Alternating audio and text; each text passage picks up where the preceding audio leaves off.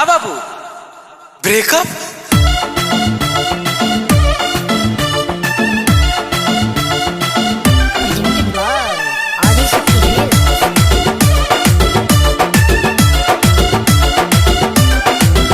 नया साल में डियर हतना लेके बियर बड़ काहेला भीड़ जुटबले हो।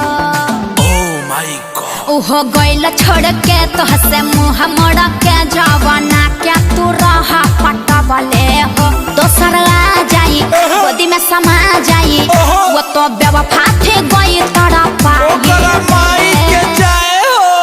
अरे 20 में साला बड़ा है खीस जाइब सब भुलाई रे।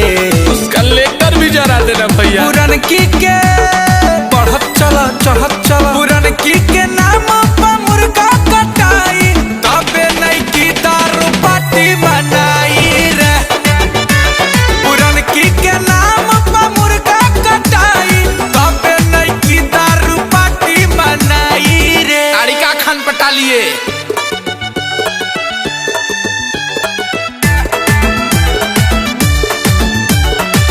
दिल पे छुरियां चलाई गई हारा हारा खुनिया गइल बका आ दोसरा के माल तू धर धर। सोना दिया सोनार को तो पायल बना दिया। वावा वावा क्या बात है। सोना दिया सोनार को तो पायल बना दिया।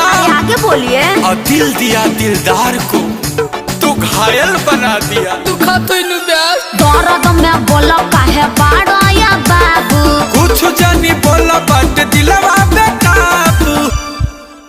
मजा फेर मिली प्यार ढेर मिली काहे बैठे हो नजरे झुकाई रे। होता गांजा पियाई रे। दारू के आज समुंदर बहेगा कोयला पिया बेवफाई रे।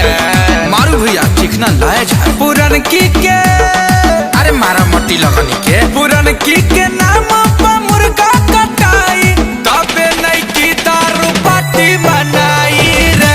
यो पिया करे पुरन की के नाम पर मुर्गा कटाई तबे नहीं की दारू पार्टी बनाई रे। मांग के फेरा में कौन गवा दे बब्यास। मैंने उससे प्यार किया मक्खन समझकर, मैंने उससे प्यार किया मक्खन समझकर, उसने मुझे फेंक दिया ढक्कन समझकर। काटी के बेबसी के ये मैं चढ़ा इन लोगों को है। सारा रारा गा रहा है। सूंघ ले ले बड़न से भैया आप गाइए ना। हमरो के एक बेरा कर टराई ओकरा नियन नहीं माजा भेटाई।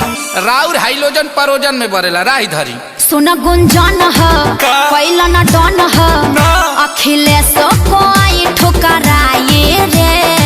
काजल जब तुम कश्यप की नहीं हुई तो हमारी क्या होगी। तेरा पाकिस्तान मुर्दाबाद था, पाकिस्तान मुर्दाबाद है भैया। हाँ हिंदुस्तानी ही हो तब गाओ सारे जहाँ से अच्छा हिंदुस्तान हमारा। सारे जहाँ से अच्छा हिंदुस्तान हमारा हमारा सारे जहाँ से अच्छा हिंदुस्तान हमारा हमारा सारे जहाँ से अच्छा। भारत माता के श्याम आकाश होने नाच रहा है डीजे पे कमर हिलाई रे। वो लोग दारू पिया हो। अरे वो सब बच्चा है रसना पिया होगा। पुराना की के पुरन की के नाम पर मुर्गा कटाई तबे नहीं की दारू पार्टी मनाई रे। नहीं की मुई पुरन की के नाम पर मुर्गा कटाई तबे नहीं की दारू पार्टी मनाई रे। करुणा और सोना दोनों को भूल जाना है 21 में। हाय साला बिल्कुल सही बोले हैं।